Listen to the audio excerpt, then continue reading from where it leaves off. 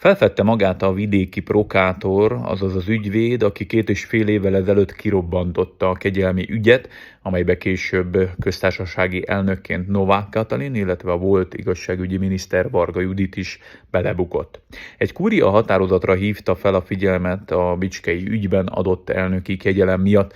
Ez az ügy aztán óriási politikai fordulatot eredményezett, részben ide vezethető vissza Magyar Péter politikai karrierjének kezdete és a mostani tiszás kétharmados kormányváltás is. A férfit Fülöp Botonnak hívják, korábban éveken át az Európai Unió bíróságán dolgozott. Üdvözlöm Önöket, a hetek gyors híreit hallják.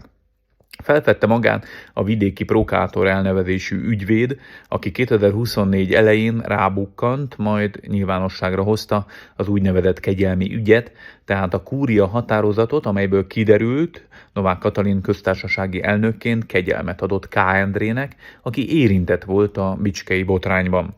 Egészen idáig nem lehetett név szerint tudni, hogy pontosan ki is az, aki kirobbantotta az ügyet, ám hétfőn egy Facebook bejegyzésben felfedte a kilétét. Ezt idézem most szó szerint. Hát akkor essünk végre túl a bemutatkozáson, soha nem vágytam az ismertségre, most sem vágyom igazán rá. Szeretem a céltudatosan felépített, nyugodt, békés életemet. Ugyanakkor a kezdetektől feszélyed és idegesít ez a bujkálás, mert nem tartom komoly emberhez méltónak, és mert szeretném a saját nevemmel közzétenni a gondolataimat. Most, hogy hivatalba lép a Tisza kormány, és a gép pörögni kezd, remélhetőleg jó irányt vesznek közös dolgaink, elcsitulnak a viharok, lenyugszik a közélet, véget ér a lélekmérgezés és egy normális, önmagával békében élő országra jellemző idők jönnek, melyben újra élvezetet okoz részt venni a közéletben. Végre megszűnünk elmegyógyintézetnek lenni, ahogy Krasznahorkai László jellemezte, teljes joggal az Orbáni Magyarországot, és reményeim szerint az ország sokkal inkább egy nyugodt, békés ligethez válik majd hasonlóvá. Szívből kívánom, hogy így legyen, és hogy a magyarság hosszú távra vegye a kezébe a sorsát, és ezúttal éljen a tartós fejlődés és a felemelkedés által kihívott lehetőségével.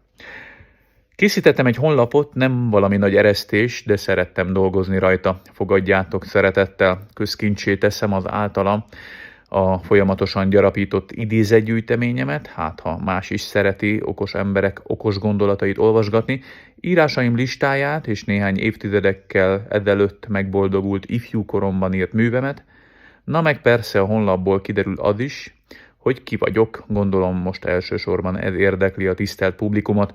Az ügyvédi honlapomon www.fulopügyved.com pedig rövid önéletrajzot is találtok. Az elmúlt 2 évben a személyemmel kapcsolatos, idétlenemnél idétlenebb konteókat, kiötlőket pedig ezúton is üdvözlöm, sok vidám pillanatot okoztak nekünk.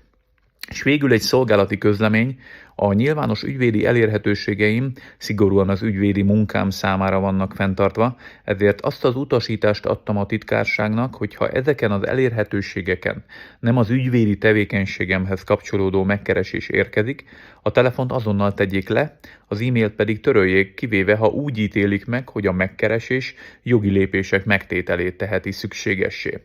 Ugyanígy fogok eljárni én is. A közéleti énemet a lehető legteljesebb módon szeretném elkülöníteni az ügyvéd énemtől, ezért kérek mindenkit, hogy ezt a kérésemet tartsa tiszteletben, és az ügyvédi elérhetőségeimet is a nyugodt munkavégzés érdekében hagyja meg az ügyfeleimnek és a potenciális ügyfeleimnek.